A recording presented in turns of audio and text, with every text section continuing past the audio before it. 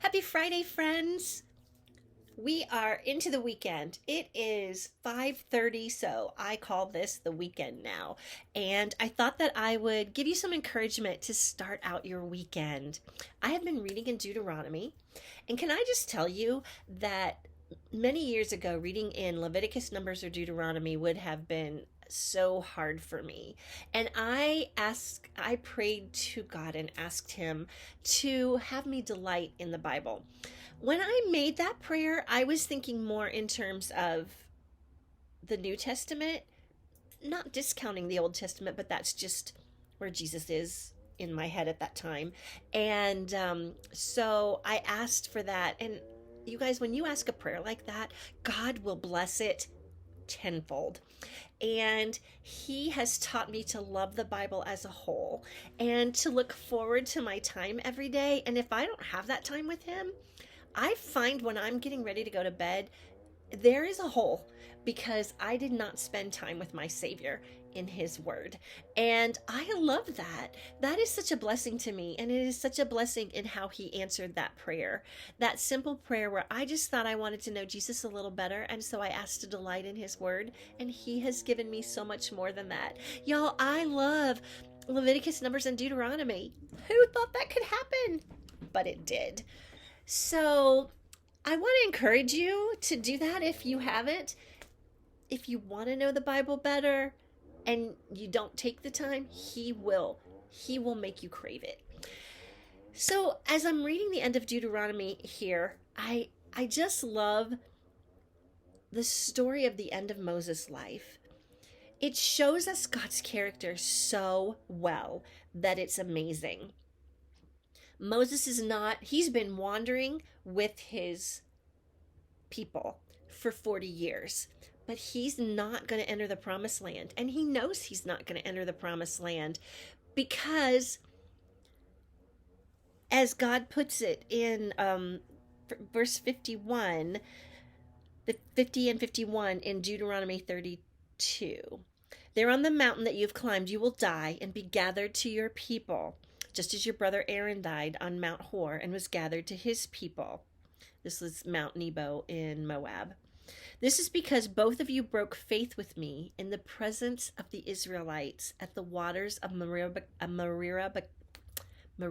Kadesh in the desert of Zin, and because you did not uphold my holiness with the Israelites, among the Israelites. You know what he did? God told him to speak water out of a rock, and he was kind of mad at the Israelites because they were grumbling again, and he hit it with his staff instead. That was the not holiness that Moses had. So, first of all, that tells us about God's character. He is completely holy, and even the littlest things keep us from being holy. But we learn more about his character as Moses dies. He has given his speech. He has said that Joshua will be his successor.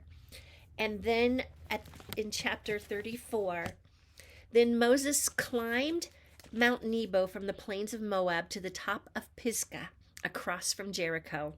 There the Lord showed him the whole land from Gilead to Dan, all of Naphtali, the territory of Ephraim and Manasseh, all the land of Judah, as far as the western sea, the Negev, and the whole region from the valley of Jericho, the city of palms, as far as Zor.